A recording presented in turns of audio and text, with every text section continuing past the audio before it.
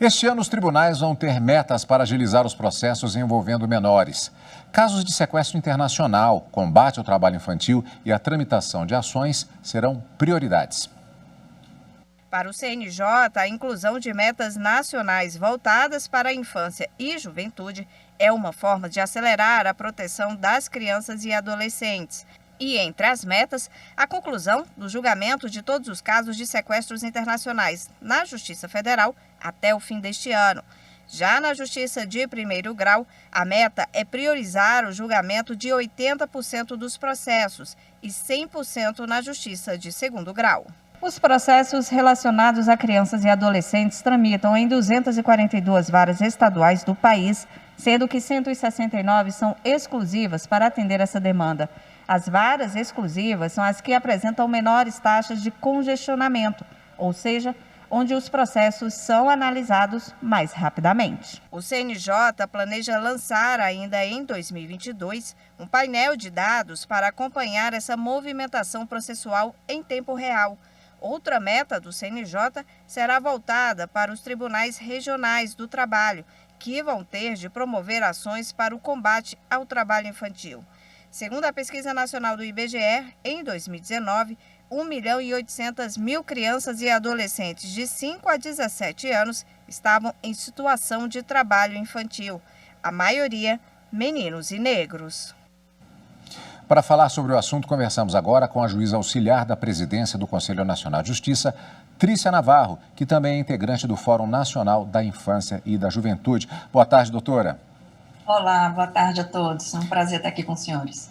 Doutora, proteger essa priorização de ações que envolvem crianças e adolescentes, na verdade, é uma proteção ao próprio futuro, que muitas vezes acaba sendo negligenciado por esse acúmulo de ações não sendo resolvidas.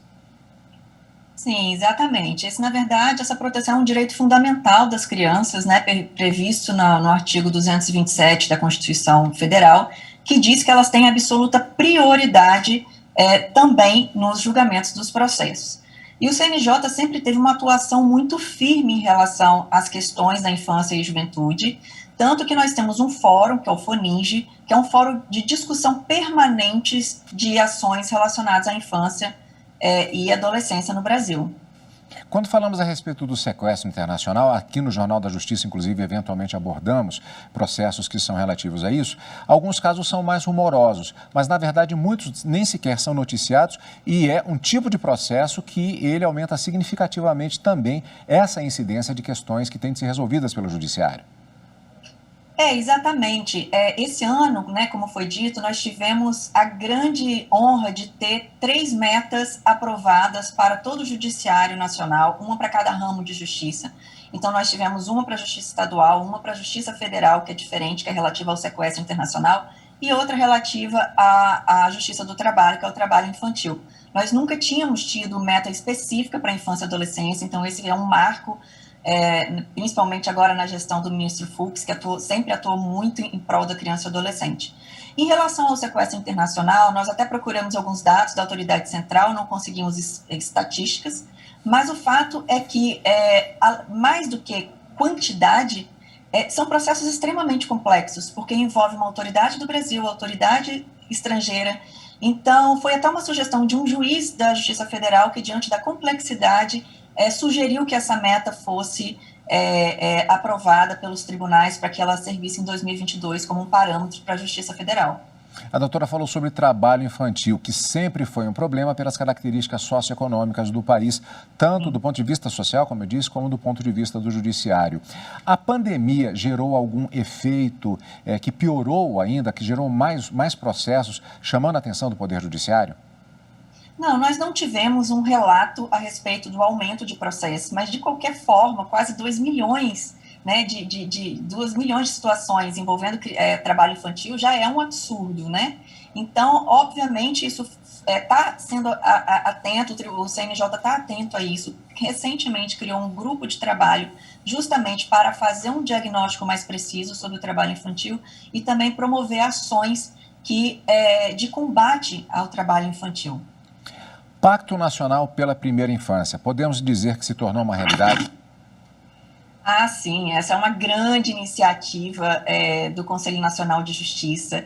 Nós fizemos muitas ações até 2021, até o final de 2021, que envolveu uma capacitação de quase 23 mil pessoas, envolveu seminários na todas as regiões do país, envolveu premiação de boas práticas, enfim, foi realmente um projeto muito grandioso do Conselho Nacional de Justiça. Agora, em 2022, nós vamos entregar o diagnóstico, o resultado do diagnóstico que foi feito em relação a várias temáticas envolvendo a infância, e também vamos promover algumas outras ações voltadas à violência infantil. Pois é, esse período de janeiro é uma época de avaliação de metas que foram cumpridas ou não e criação de expectativas para o ano seguinte. Já que a gente falou exatamente sobre isso, existe também a campanha Me Proteja. Podemos falar a respeito dos resultados? Foram alcançados os resultados esperados? Olha, a campanha Me Proteja, ela é bem recente, ela foi lançada em dezembro de 2021 e ela agora, no início de 2022, o CNJ vai criar um grupo de trabalho com especialistas para que eles possam acompanhar os casos e as ações, né, promover as ações no combate à violência infantil. Nós criamos também um calendário de ações, um plano de ação de combate à violência infantil. Então, a nossa intenção é que cada mês esse ano tenha uma ação específica nesse combate. Então, eu acredito que 2022 vai ser um ano muito importante, vai ser um ano que o CNJ vai priorizar sobremaneira o combate à violência infantil, que essa sim cresceu muito na pandemia.